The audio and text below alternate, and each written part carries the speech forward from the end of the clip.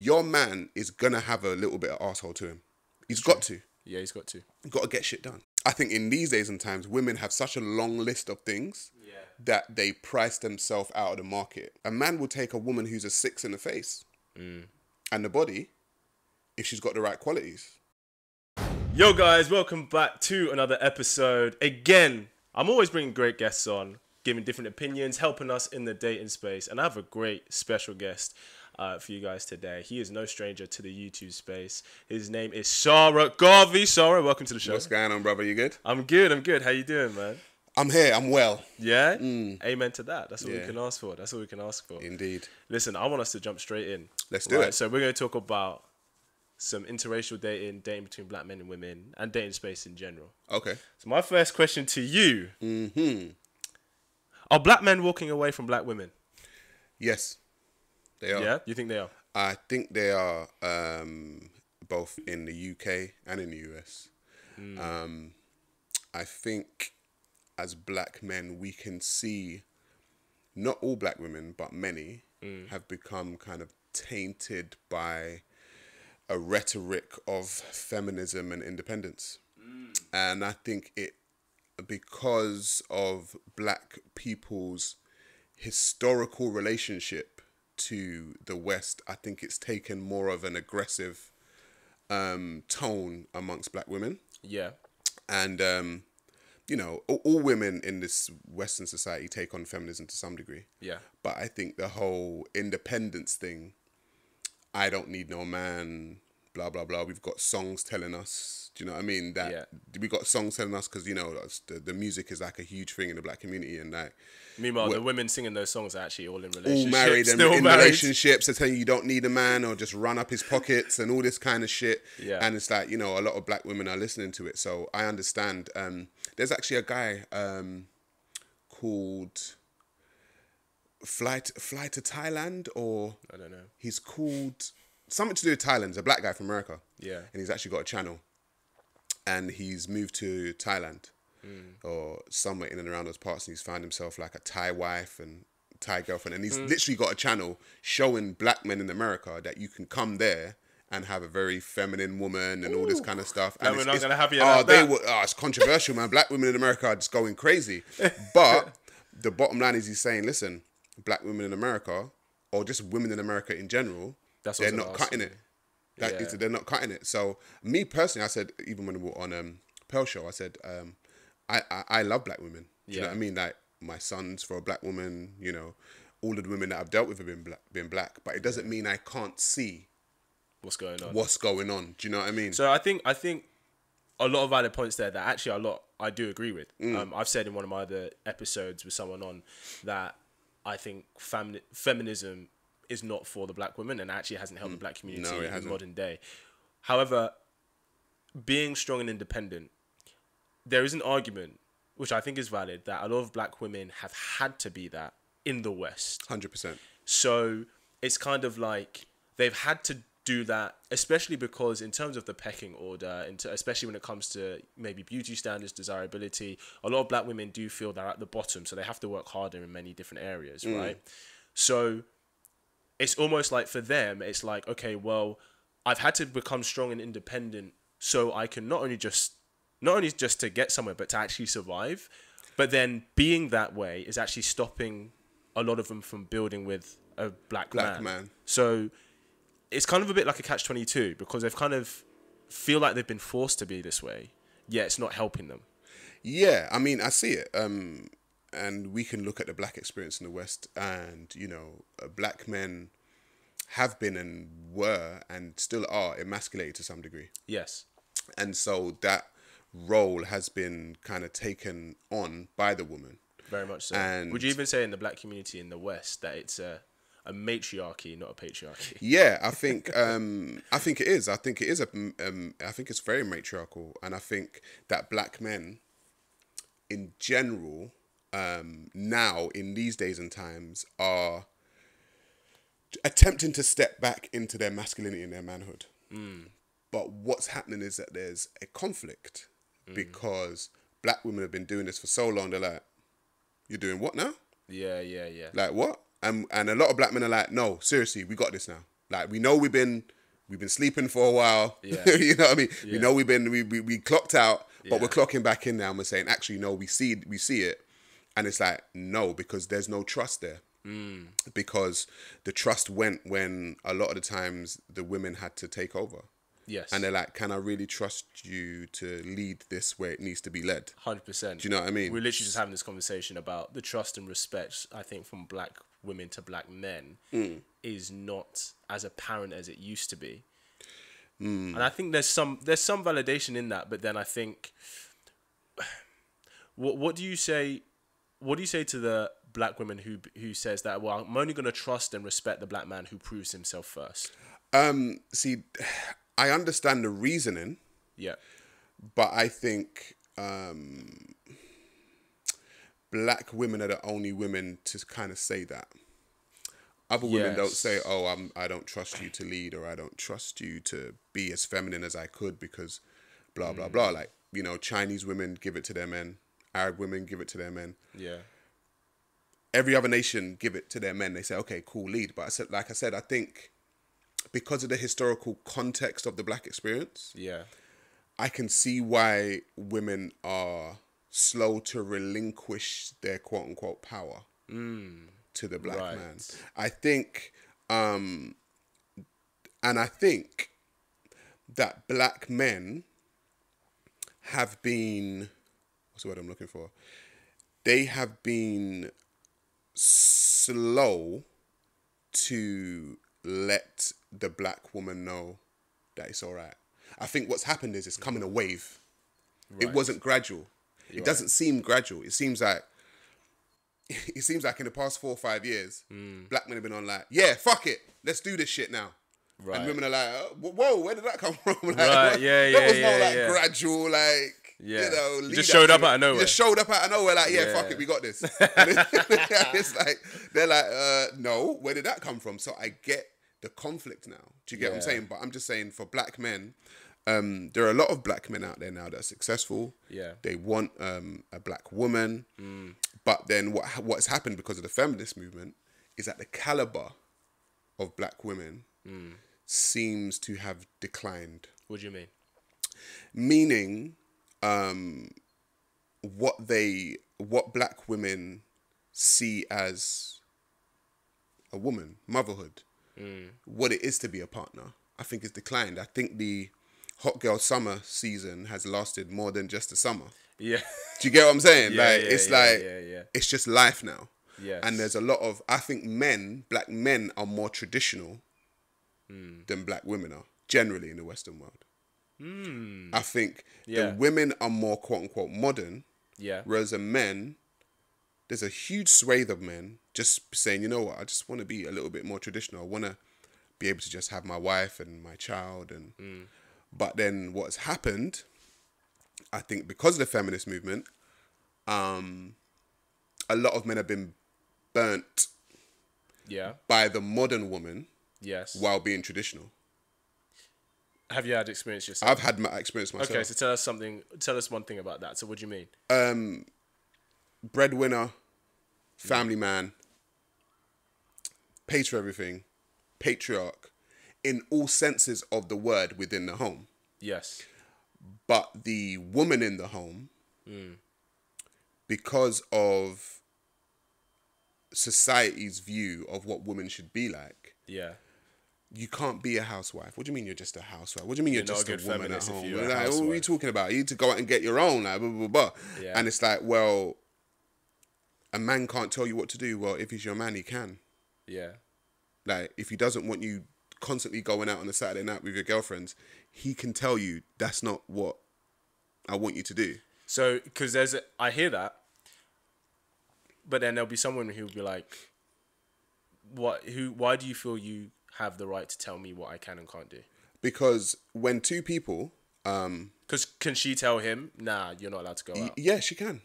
She can voice her opinion, just like the man can voice his opinion. Yeah. But it seems like, I don't know, this modern day attitude is like, no man can't tell me shit. Yeah. Do you know what I mean? Like, no man can't tell me shit. And it's like, well, that's not going to work, innit? Yeah. Do you know what I mean? We got to come to some kind of agreement. And if And if I am the one that is providing and protecting and doing all of that, then I have a say. Like, you don't just do. I don't become traditional and you're not. I agree. Do you know what I mean? You've got to be traditional too. Yeah. So do you think that a lot of modern women secretly want the traditional aspects? Do you know what I think is changing? I think they say they want it, but they don't act like they do. I agree. I think they say they want a traditional man, but they don't know what it takes to have one. And then when you give them one, it's like, oh shit, I don't know what to do with this. So as a man, if you were gonna get involved and consider a woman long term, what would be like? Let's say 4 things that you would look for it to work. 4 things I'd look for it to work is someone who is cooperative. Yeah. Someone who I know is going to be a good mother. Someone who I know,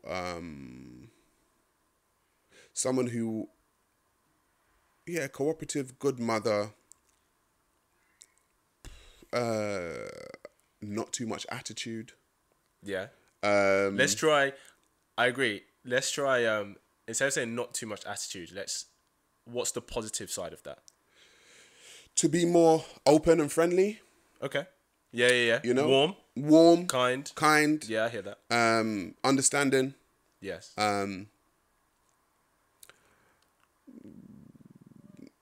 Willing to be led.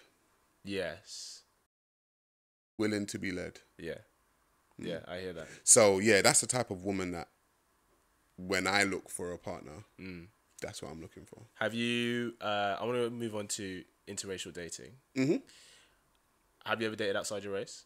No. You never have? No. Are you open to that? I'm not. I prefer black women. Yeah? Yeah. Why is that? Simply put, because, you know, this isn't a racist thing. Yeah. Like, simply put, black women feel like home to me. Yeah. Do you know what I mean? Like, they feel like home. So, if I'm going to settle down with somebody long term, they're going to have to be black. Yeah. Do you know what I mean? That's just for me. No, of course. Yeah, I hear that. Me, I was telling a conversation before you came with Kibong that most black men, when it comes to getting serious, most black men would prefer to end up with a black woman. You think? Yeah.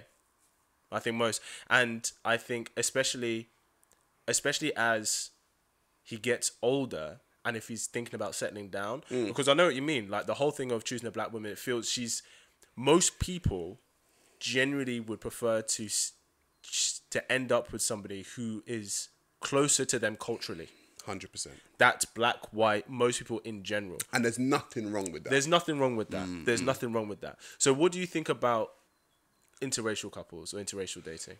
I don't have a problem with it. Like, you don't have a problem if you see a black man with a white girl, black girl with a white man. Date who you want, man. Like, yeah. The world's there's too much going on in the world for me to care about who you're having sex with. Yeah. Or who you're falling in love with. Like, I know what it is for me. Yes. And I don't expect everyone to live by my own standards. Yeah. I have my standards for myself, which are individual to me. And I think people that have like a problem with people who date outside, I'm just like, listen, man, like just do you.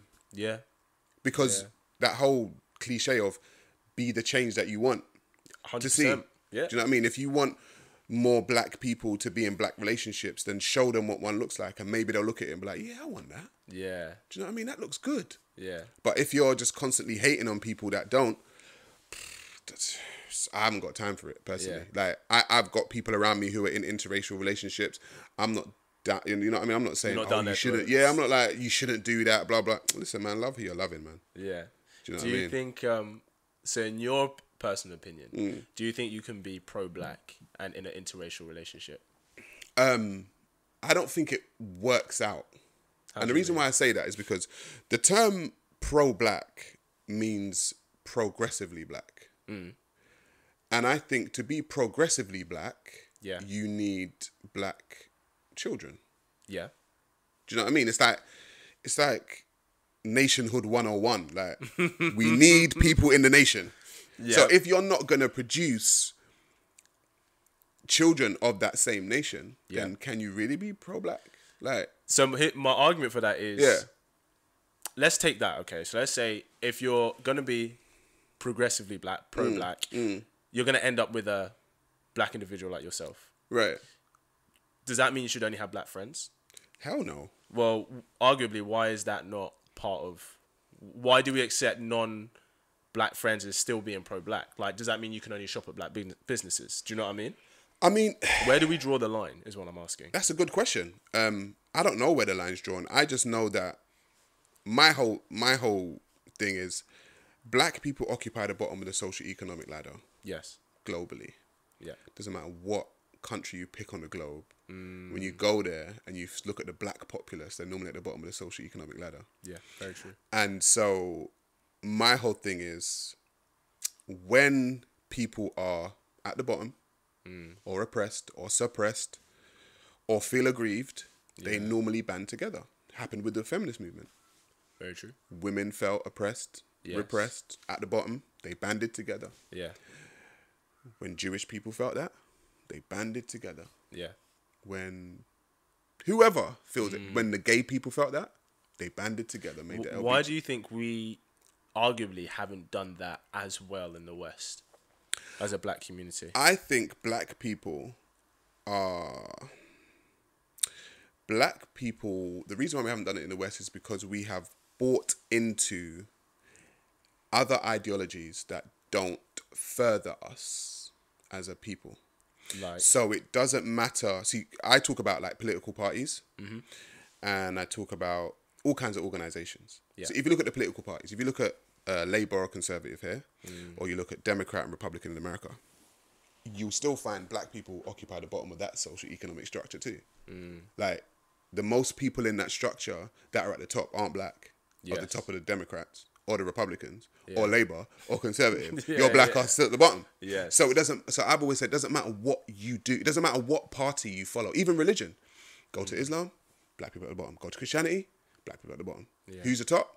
Catholic priest or whatever, white guy. Who's at the top?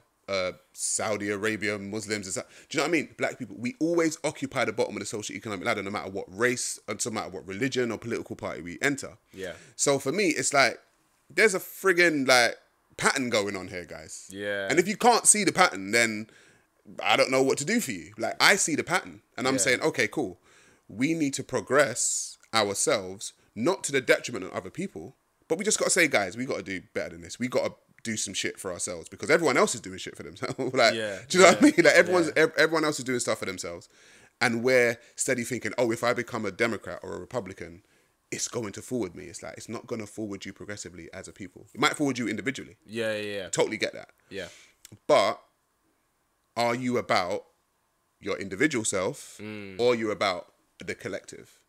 Me, I want I can win. But I want to see my peoples winning. I don't care if you're from Zimbabwe, Jamaica, Nigeria. Like, I don't care. I just want to see black faces around when I'll be like, hey, what's going on, bro? Like, what's going on? I want to see my people winning. I don't care if you're African American. I want to see more faces when I'm winning that look like me. And the only way to do that is for us to say, you know what? Let's help each other out, man. Let's do better. I agree. I agree. We talked about saying, you know, you said that if we're going to be pro-black, you know, having black children. Well, there's an argument, even if a black individual, and we said this actually before we started, even if a black individual has kids with a white individual, those mixed biracially children are still going to be seen as black, which is still contributing to the cause. Is that not... what do you think about that? Yeah, I mean, the only thing with that, right, because I study history quite a bit.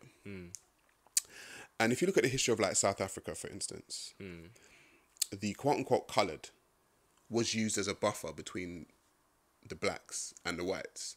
So all of these quote-unquote lighter-skinned or mixed white children were used in...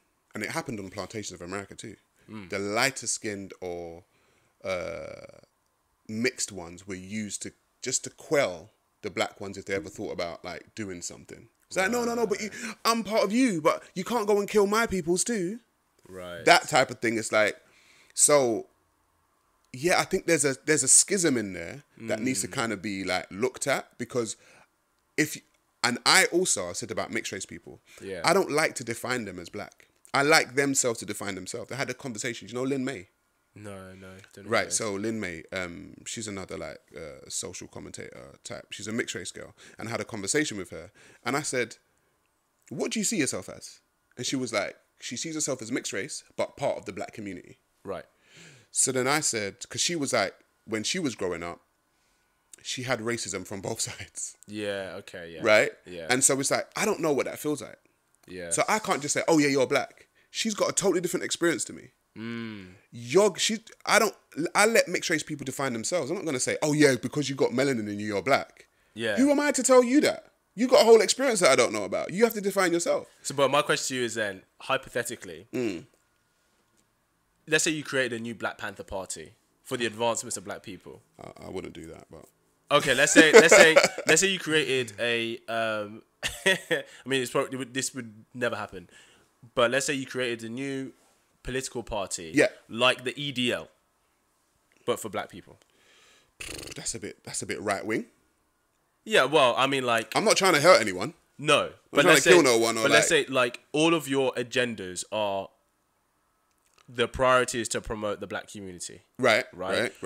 Would someone mixed race? Would you Would you see them as part of the club? Yeah, because if they define themselves as black, because they can. Yeah. Okay. If they define themselves as black, by all means. Yeah. Do you know what I mean? I'm telling you, I'm not going to define you. I see what you're saying. You are going to have to define yourself. Yeah. What about the woman who was the head of the NAACP? Rachel Dolezal. Hell no, she's white. She was white. We all know her. She was white. She was white. But yeah, like my whole thing is, I don't want to define people, man. Like because people have listened to what I say and tried to define me. Right. Based off of their own preconceived ideas of what I say. Yes. But I'm like, let me define me. Yeah. I'll tell you what I am. Do you know what I mean? Like, if I tell you what I am, then you know, and I show you that too. You don't have to worry because when I say that I'm progressively black, a lot of people hear that and be like, oh my, like people that are non-black feel, oh my God, what does that mean? What are you trying to do? You trying to kill people? It's like, no, like I don't need to do. I'm just saying I want other black people to help. And the thing is, it's actually, I'm jumping in and out, but go on. It's the thing that the rest of the world have been telling black people to do for so long. Stop complaining, pick yourself up, and get on with it. Yes. And I'm saying to black people, stop complaining, pick yourself up, and get on with it. And people are like, oh, what are you doing? It's like, isn't this what you asked for? Like, isn't this what you've been telling us to do? Yeah. You've been telling us to do for ourselves and stop complaining. I'm telling black people, let's do for ourselves and stop complaining, just like the Chinese do, the Asians do. Like, everyone else does it. They stop complaining. They just do for themselves. People can look and have any kind of opinion about it whatsoever. Yeah. But we got to start doing for ourselves. It's true. On that, I want to bring back to dating. Part of us doing for ourselves is choosing the right people to build with. Yes. Do you think that in the black culture in the West, that black women choose the street guy over the office guy? Or I would say generally, there's a lot of women in the West that have this. Because it seems to be those who are role models are... Because mainly, most of black people's role models come from the hip-hop culture. Or sports or something like that. Or sports, right. And there's nothing wrong with that, but we don't have enough Barack Obamas. We don't have enough Kevin Samuels or people who are... to be fair, I guess Kevin doesn't... He has a family, but he's like... It's not like a nuclear family example. But we don't have enough role models. Someone who would be like Bill Gates or someone who would be... P. Diddy. We don't have enough role models that support building the nuclear home that arguably is the foundation for why any society or any group of people is successful. That's right. Does that make sense? Yep. And maybe it's because I'm a guy, but I think because generally it's women who do the choosing. Of men. Right.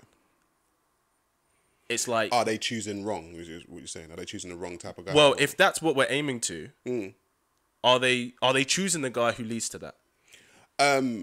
Or what's been your experience? I think I had an interview with Zizi Mills, Yes. She's great. and she said, yeah, she's a good girl, man. And she said, women want a man with an edge. She said, women, now you can take or leave what she said. But she said they want a man with at least a little bit of an edge. Yeah. You don't want a square. Obviously squares have edges, but I get you. But they want a man with a little bit of an edge. Yeah. And I think black men in this society, the hyper-aggressive man has been substituted for what manhood actually is. Yes. So in the hip-hop world, when you see the man toting the guns and the balaclavas and the chains and blah, blah, blah, that hyper-aggressive man is what has been substituted for what manhood is. For me, manhood is someone who knows how to plan strategically, have a family, hold his family down, loyal, all those kinds of things. Yes. Those type of guys display more childlike qualities, in my personal point of view, right? Yeah. But however, manhood is sold to the black community as childhood. Because you do that shit in your childhood. Yeah. Do you know what I mean? Yeah. So manhood has been sold. So the childish man has been sold as what the man is. And then when these women get with those men and they act like children, they're like, oh my God, men are trash. It's like, no, you just got sold a dream. Now again, that's actually for us as black men to portray better images of what it is to be a man. Yes. Do you get what I'm saying? Yeah, Kevin Samuels said this. He said that we haven't controlled the narrative of our media image. Exactly. And we need to. We need to start doing that. So even, you can say what you want about Kevin Samuels, but he's a well put together man. Yeah. He's intelligent. Yeah. He's strong in his opinions. He's a leader. Yeah. That's what manhood is. You might not like him. You might think he's an arsehole. A lot of women think he's an arsehole. Yeah. A lot of the time, leaders are arseholes. Yeah. How do you think? What do you think? Bill Gates became the billionaire by not being an arsehole? Do you think? True. Because you got to make them decisions that other people won't make. Yeah. You got to start. I ain't got time for that. Fuck that. No, this has got to be done. Oh my God! Don't care about your feelings. Shit's got to get done. Very true. And that is what a leader does. That's why people say they talked about Donald Trump or whatever. Donald Trump was a leader. Yeah, yeah. Do you get what I mean? That man was no nonsense. He told you exactly what he felt. He was a businessman. He was a businessman. How do you think he got so successful? Yeah. Women say they want that type of guy, a lot of women, and then they say, oh, he's an arsehole. Yeah. Or they don't know how to do it. It's like, your man is going to have a little bit of arsehole to him. He's got to. Yeah, he's got to. He's got to get shit done. So here's the thing. Because black immigrants statistically do better than black locals. Yep. Why do you think that is? Because they have a different culture. Yes, different mindset. Different mindset. They know exactly why they came to the country. Whatever they came to the country to get to work. Like they have family. They've got family back there. Yeah. They've got to send them. They got to get doing what they got doing. This is why I spoke about getting on with shit and not complaining. Yeah. Black people in the West love to fucking complain. Oh, that's facts. They love to complain. That's facts. And it's like, listen, do you understand that right now we're shooting for YouTube, right? This could be monetized and go on to make to millions of views. It potentially, right? And you could become very successful off of it. Yeah. Where in the time that black people have been in the West can we do that? What are you complaining for? There's so many different things that you could do. It's true. And get on with. But you're sitting there, oh yeah, but you know, like the society and the white man, but shut up. Yeah. Like, seriously, shut up. I agree. Like, I'm not saying there is no racism or there is no glass ceiling. Yeah. But we live in the most entrepreneurial, spirited time ever in modern history. Yes. You can get shit done. People are selling CMOS, bro, right now. Yeah.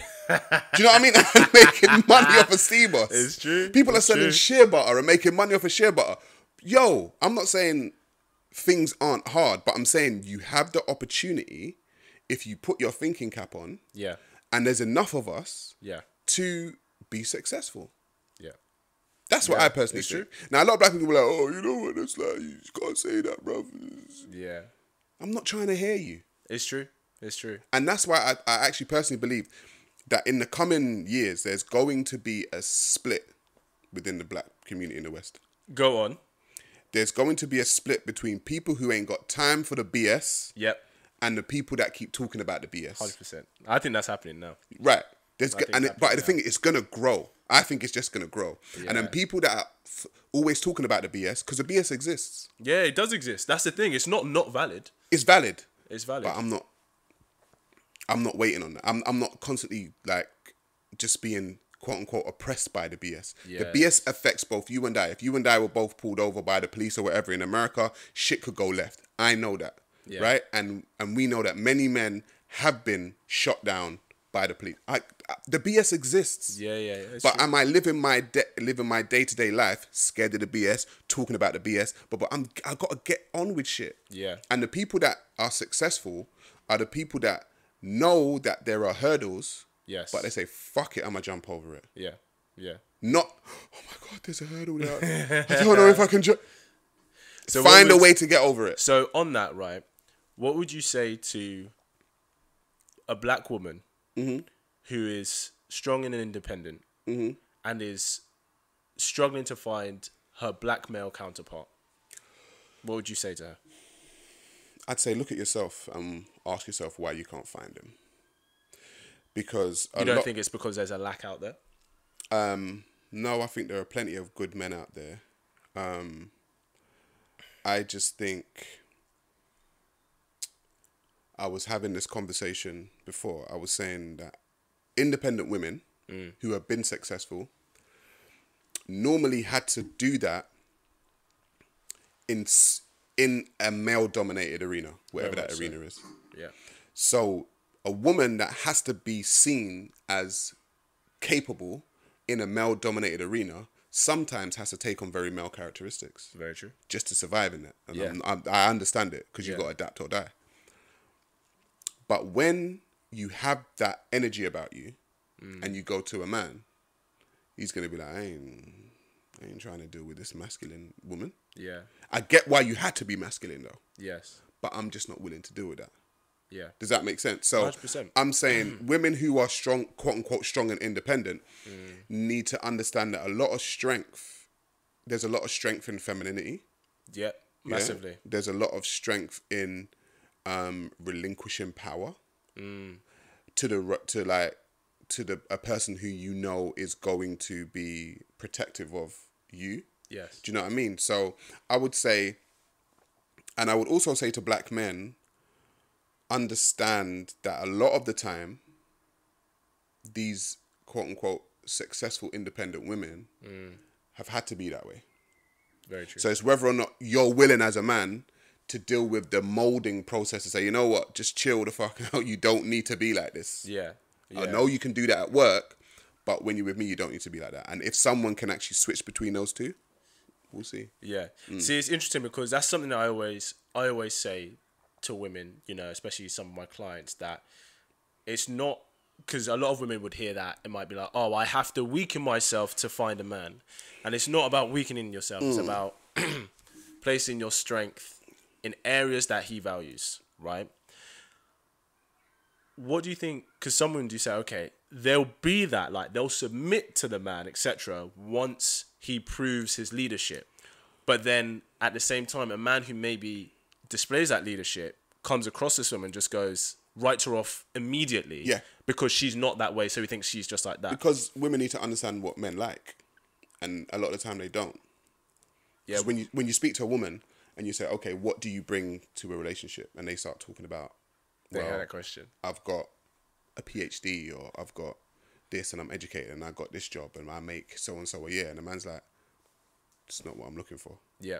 That doesn't impress me as a man. So what does impress for you? Like I said before, femininity, cooperativeness, knowing how to be a good mother, knowing to be a nurturer, these types of things.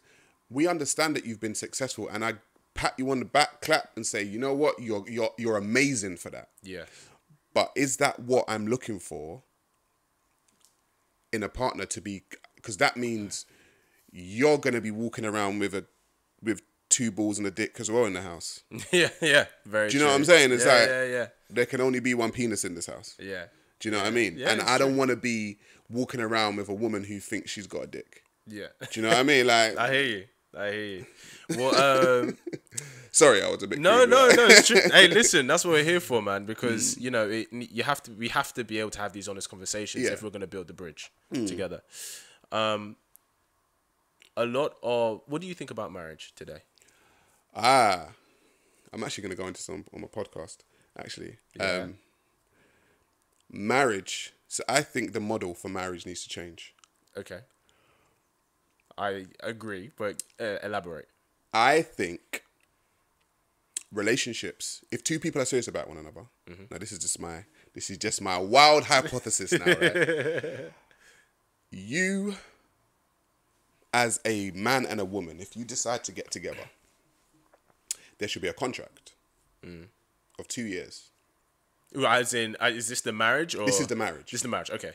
This is the long-term relate. You can call it a marriage. I don't know what to call it, but I'm saying, because marriage is a contract, right? It is, yeah. So the contract now is 2 years. And after that 2 years, you decide whether or not you want to renew that contract with me. Okay. like a phone renewal. Right. Because people change. Yeah. The statistics for divorce, the statistics for marriages are ridiculous now. We know this, right? Yeah. Most people are getting divorced. Most people are getting, most women are filing for divorces, right? Yeah, 70 to 80%. So my thing is the relationship, and I said this is easy actually, the relationship model that we've got needs changing. Because we need to evolve with the times. We understand that there's a reason, we're looking at statistics, there's a reason why so many people are getting divorced. Yes. And I don't know how much marriages on average last. I don't know the statistics for that. I know nowadays, I think it's marriages after 2010. They're like, I think an average is like anywhere between 3 to 7 years. So, a 3-year contract. Yeah. And after 3 years, we sit down with our lawyers or whatever, and we decide, are we going to continue this? But what's the difference? Okay, let's take that model, right? And then we do another 3 years. But then what's the difference between, let's say you don't choose to renew, what's the difference between like that So and part of the divorce? contract would probably be, if we don't renew after 3 years and we're done with it, then we go our separate ways. And if we've amassed a certain amount of money together in that you get a certain percentage, I get a certain percentage, and we go. If we've got children within that time, I'm talking about contracting the whole thing from top to bottom, looking at all because what happens in divorces, women get the house, they get the kids, man's was living in a nice house, now he's living in like a 1-bedroom flat because of the divorce and all this kind of. No, none of that shit. Because a lot of men have been burnt by that system. Yeah. Which is why a lot of men are reluctant to get back into marriages again. And a lot of men who haven't even been in marriages are looking at it like, I'm not doing that shit. I'm not doing that shit. So we need a new system. Yes. And so that new system would be contracts from top to bottom, whether you have children, how many children you have, how much money you amass, all of this stuff. And if you don't want it after the end of 3 years, it's already written in stone what's going to happen. And once you sign it, that's that. And then after 3 years, we do a new one. I agree. It sounds outlandish. No, I agree. For a lot of people, men included, would be like, but marriage is about love. It's about being with someone forever. It's about making it work. So, and that kind of, I don't disagree with what you're saying, right? Because I think, honestly, that model, that sounds attractive to me. But then, arguably, we're taking the sentiment away from marriage and the idea of loving this one person forever and making it work, through sickness and in health, for richer or poorer. If marriage is about love, we wouldn't have shows like 90 Day Fiancé. If marriage is about love, we wouldn't have shows like, what is it, Love is Blind? Yeah. We wouldn't have... The sanctity of marriage has already been shitted on. Like, marriage don't mean shit nowadays. Like, marriage is a TV show. Yes. Nowadays. So the divinity that marriage held at one point is gone in this society. It's gone, it's done, it is what it is. I'm saying it's not about love. It's about entertainment now. Yeah. People are getting married and getting divorced after a year. It's like a badge of honor. Right. Yeah. People are spending grands on the wedding and don't know what a fucking marriage is. Very true. Do you know what I'm saying? Yeah, so yeah, the sanctity of marriage is gone. So I'm saying, if that's the times we're living in, I'm an adapt or die type of person. Yeah. Maybe we have to adapt to what a new model of relationship. Yeah. No, That's what I think. No, I agree. We have, because that hasn't changed for a long time, and times have definitely changed. Yeah. And men and women always still want to be together. Yeah, we're better together than apart. Right. But we're together like this now. Yeah. Do you know what I mean? Like, it's like come in and push away. yeah, like we're here, but you know, I may love you. And the thing is, what it doesn't, we say it takes away love, right? I don't think it does. I think it solidifies it. Because when you know, Yeah. you can relax. I think it's the not knowing that fucks up marriages. But then if you know, you don't need a renewal every 2 or 3 years. But you never actually know because you're never in somebody's head. So you don't know. Right. But what you do know is this contract is going to do this. So I if see you what you're saying. do, I know exactly what's going to happen. You So can I'm see cool. what's happening. Do you know what I'm saying? Yeah, I don't know yeah, what's going on in yeah. your head from day to day. I don't know. You could be having an affair with, I don't know, whoever. She could be having an affair with whoever. Yeah. But we know that if that's in the contract too. If you get caught with that, Yeah. That's what happens. Yeah. Do you know what I mean? So Yeah. I know, so I can be relaxed and be like, all right, cool. Even if it does go south, I'm cool. I know what's going on. know I ain't what's got to worry happening. about this woman's going to take my house and da-da-da-da. I ain't going to worry about it. So I'm like, I'm cool. I hear that. Do you know what I mean? I hear that. Are you dating now currently? You don't have to air your business if you don't want to. But... Yeah, I am, yeah. And how old are you if you don't mind me asking? I'm 40. So, all right, man, staying fresh, you know. Don't worry about it. Don't worry about it, boy. I'm trying, boy. Don't worry about it, boy. What does the age of the woman, have you noticed the age of the woman has changed who you date? Like in the past 5 to 10 years or something? I tell you what I've noticed. I've noticed a prevailing psychology amongst women of the modern day from the age of 21 to at least 45. I think it's the same psychology. You think it's the same psychology? Yeah. So have you dated women outside, 45 plus, for example, today? I haven't, no. Okay. So most women you're dating are in that range? Most women I'm dating, I don't go below 25. Yeah. I don't know, because I'm 40. Yeah. Do you have a preference for, like, age of the woman, where she's at in life? No, not really. I would say, no, not really. Yeah. Not really. No. I'm pretty open to all types of women. You could be a multimillionaire or you could just work at the checkout at Asda. Yeah. If you display the qualities that I want, Yes. I'm down. Yeah. Do you know what I mean? I don't care. But, yeah, dating at this age is interesting for me because I was in a 10-year relationship. So I was locked down for 10 years. Yeah. And you had to get back in the game. And then I'm like, all right, let me see what's going on. So let me see what's going on. What's changed between... Because the relationship you're in, she's the mother of your child, right? Yeah. So what's changed between dating when you first met her, dating back then, to dating now for you? Would you say it's easier or harder now? It's easier to have sex now. Okay. It's harder to find someone. A lot of guys would disagree with you on that. That says it's easier to... for most men, it's harder to have sex now. Yeah, but I'm not most men. Sorry, I shouldn't blow my own trumpet. Nah, man. Hey, listen, speak your truth, boy. Speak your truth. It's easier to have sex now. Yeah. But it's harder to find someone that you want to spend a lot of time with.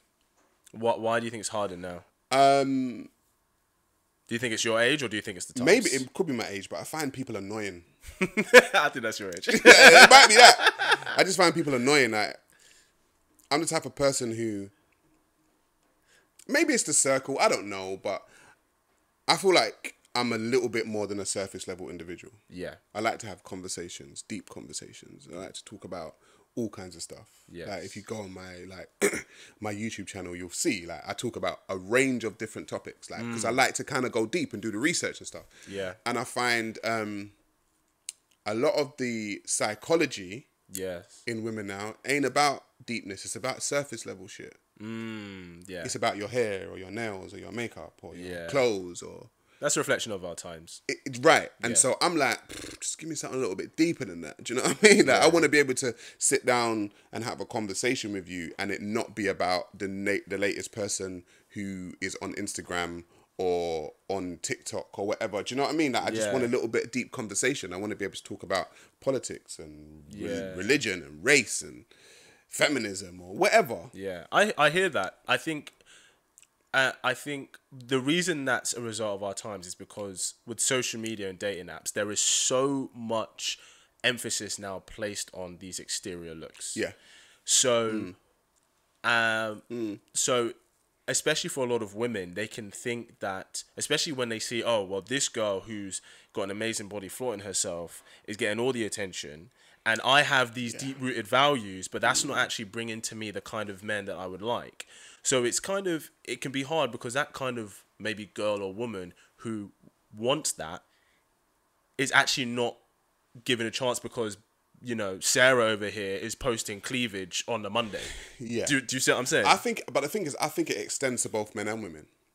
How do you mean? I think men's insecurities, because I just see that as insecurity. People are always talking about their exterior. I see them as insecure. That's just me. Yeah. If you need to constantly work on your exterior, not your interior, and you are more validated by your exterior, to me, you're insecure. Sure. I don't care how confident you come off. Yeah. You're waiting for people to like it because they like your exterior. Yes. I ain't got time for that.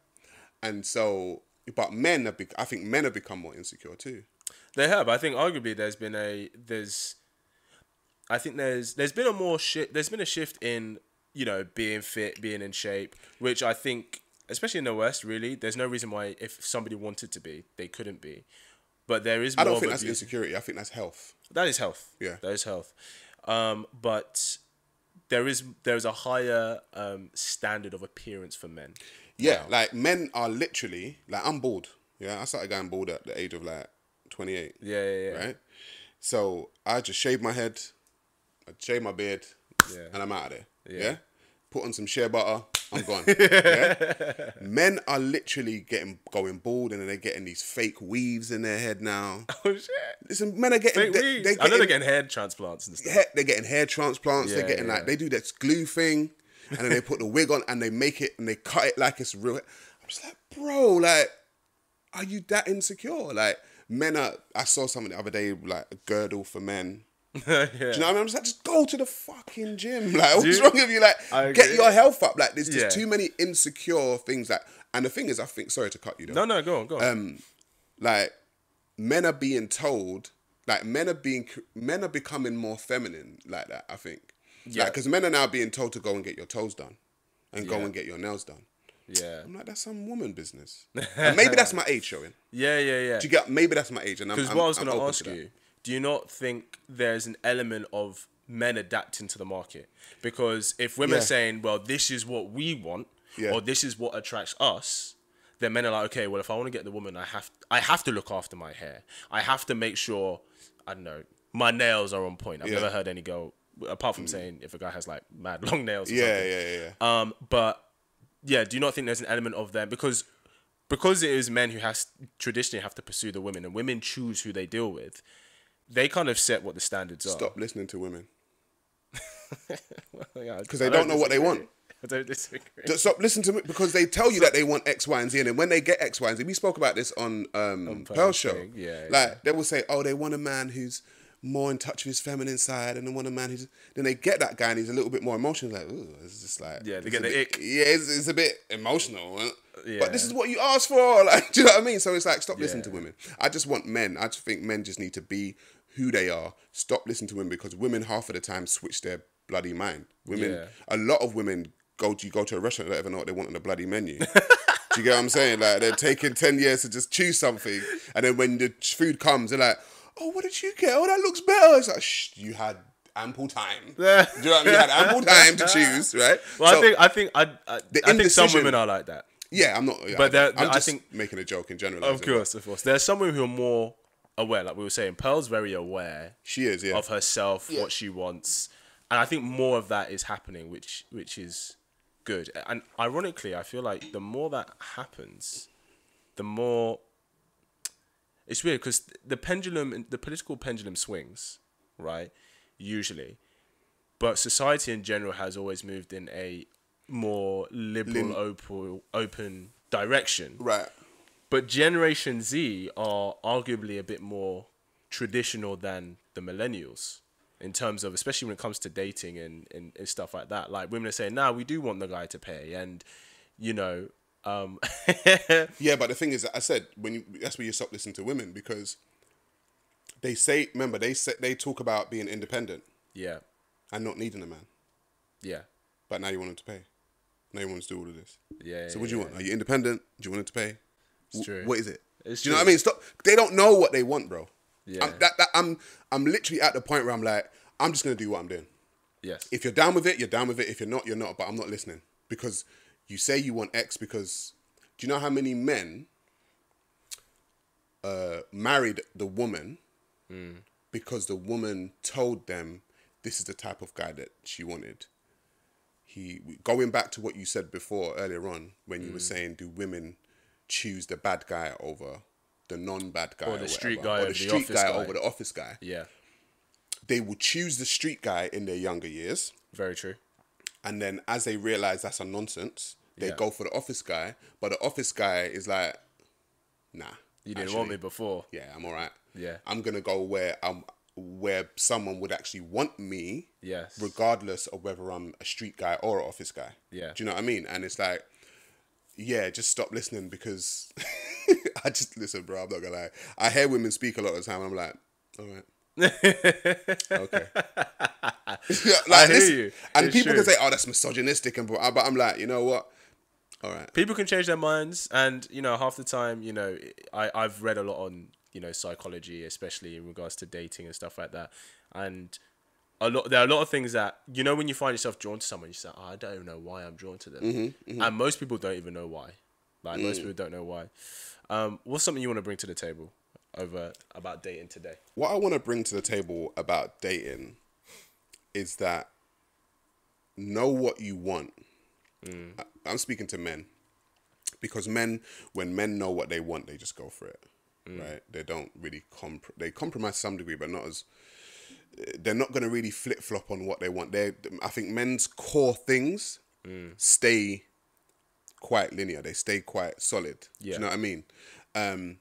So I would tell men, when it comes to dating, don't compromise on your core things. Yeah. What are your core things? And those core things are individual to the person. Yes. Do you know what I mean? But don't compromise, because in the long run, it's gonna hurt you. You're gonna think, I know. For instance, when I was talking about dating someone who was religious, and I'm not religious, Yeah. and the core, that was her core. Now dating me, even though we loved each other, Yeah. in the long run, it wouldn't have worked, Yeah. because that was her core. Yeah. Do you get It what I'm wasn't saying? compatible. It weren't compatible. No matter how much love we felt for one another, it Yeah. just wasn't going to work.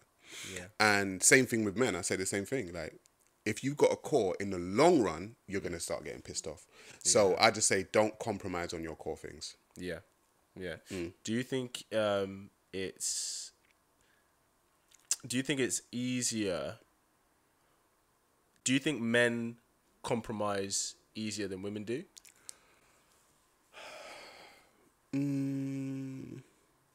Women are more agreeable, I think. So I think men...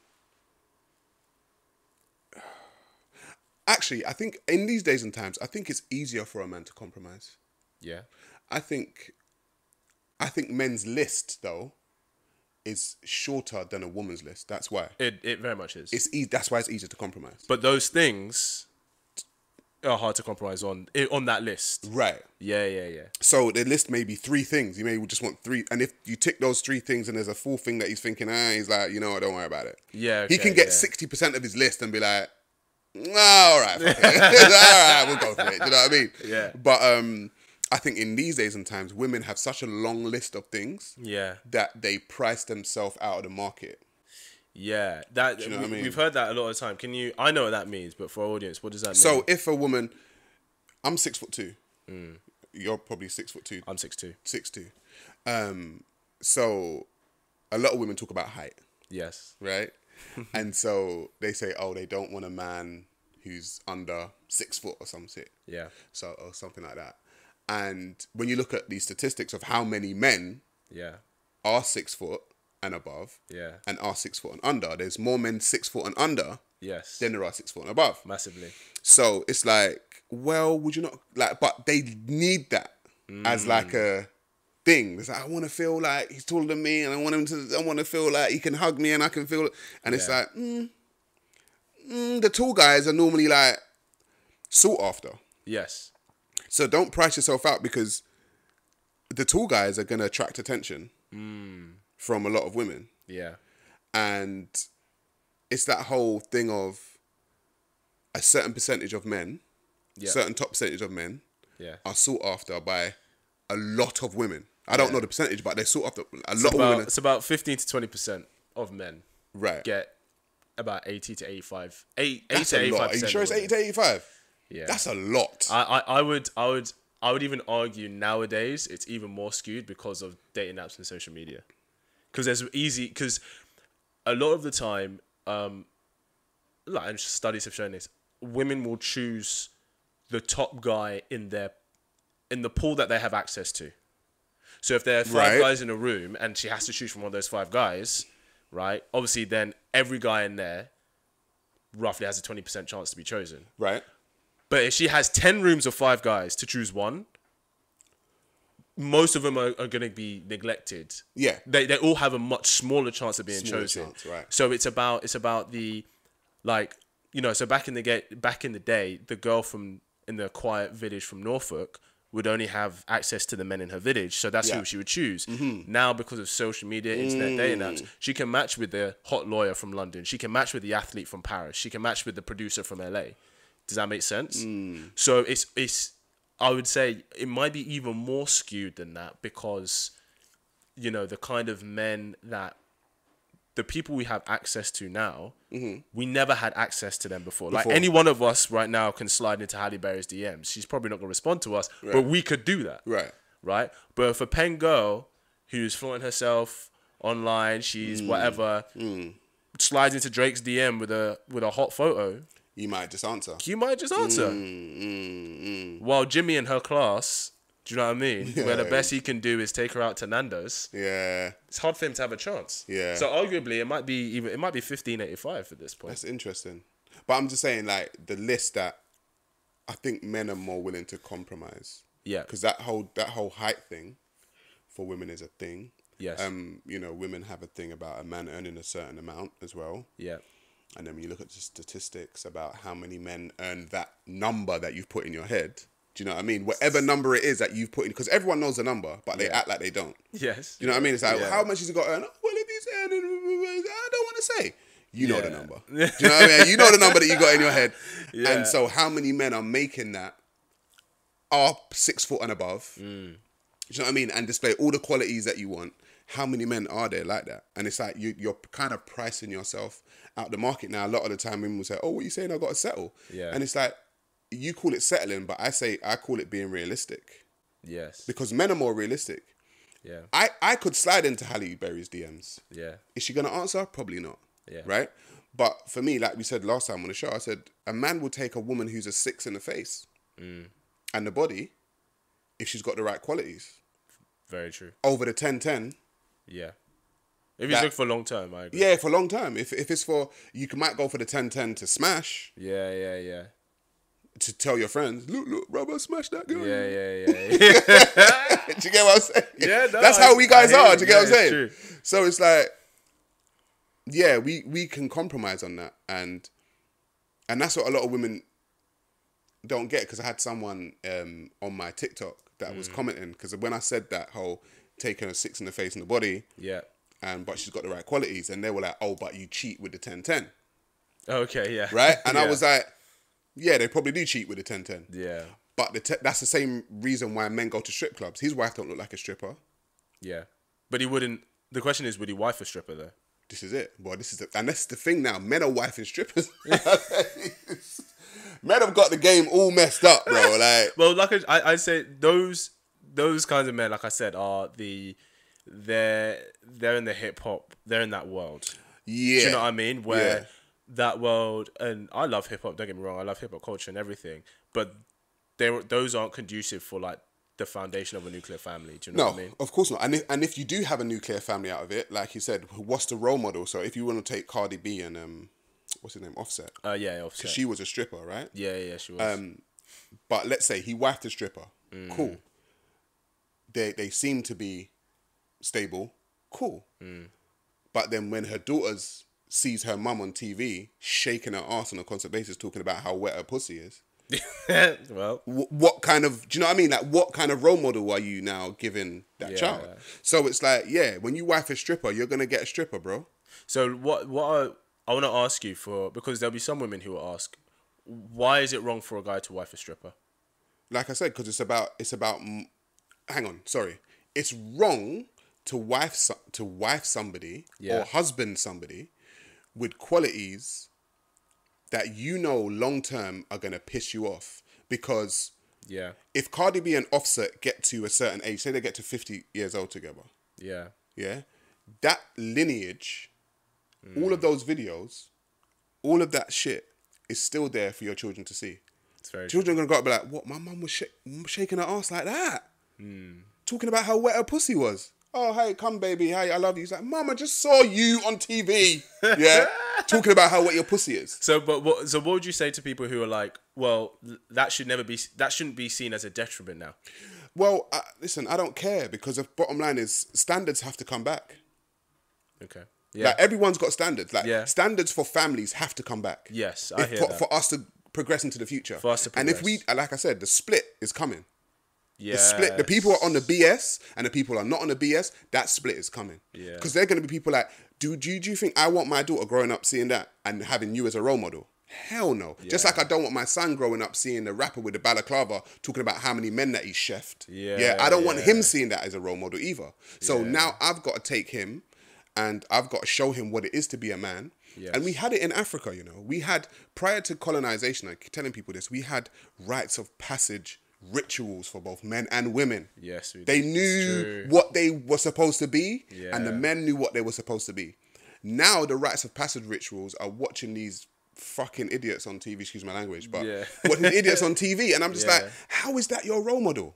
Yeah. Do you know what I mean? So it's just like, I don't care. Like, I get it. People want to get money, blah, blah, blah. I get it. You know, you want to do what sells. But I'm saying, if 9 times out of 10, the people doing that wouldn't even want their own children doing what they're doing. It's very true. That's why when Cardi B's Wet Ass Pussy was playing, she turned it off when her daughter heard it. Did you see that video? I didn't see that. She turned it off. And I was like, oh, okay. Someone else's daughter can listen to it though. Yeah, but not yours. But not yours. Oh, okay, I get where you're going with this. Do you know what I'm saying? Because I think they know what they're doing. Because they know what sells. Right. Even if that's against how they operate, personally. We could chat for ages. I want to ask you one last thing. Imagine you have a son, right? Yeah. Imagine you have a daughter. Mm-hmm. She's in her mid-20s. Right. Yeah.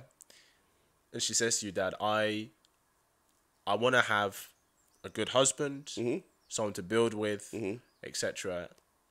What advice would you give to her in order to get that? I would say men want a woman who is feminine. They want a woman who is loving. They want a woman who's going to be a good mother. They want a woman who's they know who's going to be a good long-term partner. Even if it's not a wife, they want to know that a woman's going to be that. And my advice to her would be that woman, because the rules or the list of a man generally hasn't changed in how many hundreds of years. It's very true. It hasn't changed. Yeah. Do you get what I'm saying? Women's have. Yeah. Because of the feminist movement, blah, blah, blah. Yeah. But men's haven't. And if you stick to those core things, you'll find one. You'll be done. Sarah, it's been an absolute pleasure having you on, man. It's been Thank you great so talking, much. bro. Where can we find you? Yeah, you can find me on all the socials. You can find me as The Black Opinion on both Twitter and Instagram. The Black Opinion. Black Opinion. And on YouTube, you can find me as Sarah Garvey. Perfect. Definitely check out his YouTube channel. Always spit a lot of insightful stuff that a lot of people are afraid to talk about, but it's the conversations that we need to be having. That's why people either love me or hate me. That's it, man. That's it. Well, over here, we love you, boy. We love you. We love you. Brother. Thank you. But thanks for tuning in, and I will see you guys in the next episode. Pow.